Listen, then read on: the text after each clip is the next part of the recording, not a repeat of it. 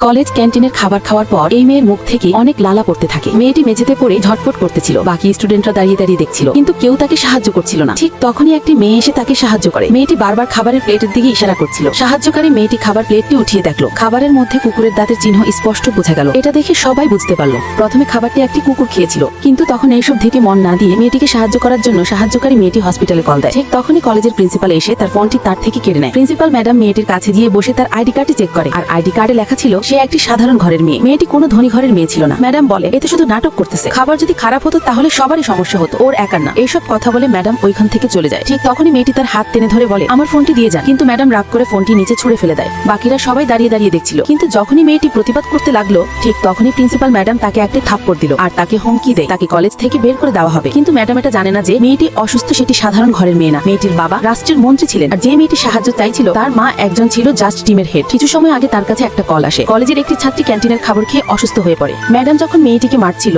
কেউ একদিন social media সেটি ভিডিও করে পোস্ট করে দেয়। এই খবরটি পাওয়ার পর মা তাদের টিমকে নিয়ে কলেজে যায়। টিমের লোক কলেজে চেক করার জন্য আসছে, এটা প্রিন্সিপাল ম্যাডামকে জানানো হয়। স্টুডেন্টরা এই খবরটা পাওয়ার পর কলেজ থেকে পালিয়ে যায়। সাহায্যকারী মেয়েটি যখন তাকে নিয়ে হসপিটালে যেতে যায়